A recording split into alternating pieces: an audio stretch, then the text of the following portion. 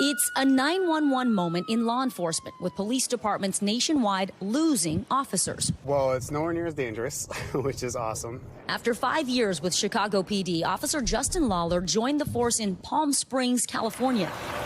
Life out here is very different. He says lingering health effects from being stabbed on the job in 2020 and ongoing tension between the public and police prompted him to leave the Windy City. Everybody just wants to tell you that you're a pig. They want to announce all these bad words to you.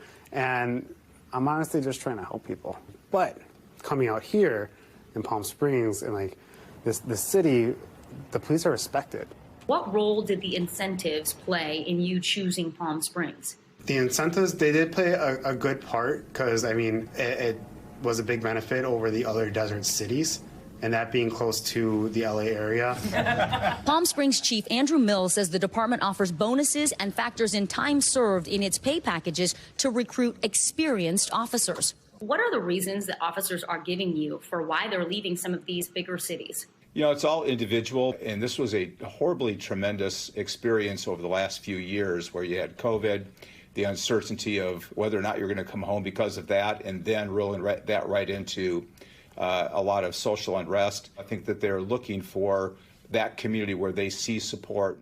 He says policing in 2023 is a tougher job than it's ever been, as officers are expected to deal with social issues such as mental illness and homelessness. Right now, the police are the only ones here to handle things that are incumbent on all of society. And I've got a 24-year-old kid with a BA degree or maybe a high school education trying to solve problems that PhDs can't solve. This is really a problem that is in every corner of the United States. Ian Adams is a professor of criminology and criminal justice at the University of South Carolina. He says experienced officers are leaving larger departments for smaller ones, though it's difficult to pinpoint how many. Some factors for the exodus include record retirement numbers and quality of life concerns. Some officers we spoke to say efforts to defund the police following the deaths of George Floyd and Tyree Nichols also weigh on them. Policing is indeed facing a staffing crisis that it hasn't really seen in modern history. An NBC News analysis of FBI data shows officer counts fell 2.3% from 2019 to 2022.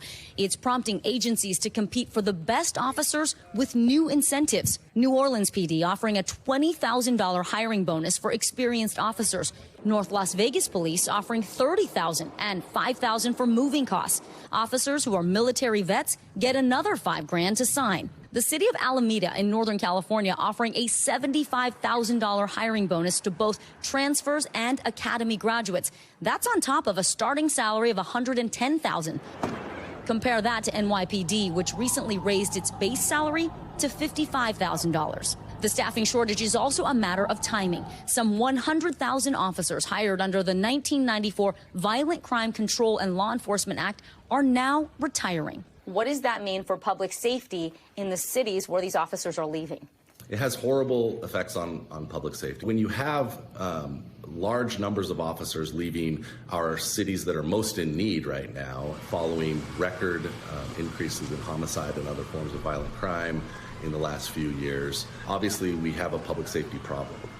Tom, the majority of police departments in the U.S. have fewer than 100 officers, so losing even a few can have a major impact on the communities they serve. Adams says it costs about $130,000 to train an academy graduate into an officer who can go on a 911 call. Tom? Thanks for watching our YouTube channel. Follow today's top stories and breaking news by downloading the NBC News app.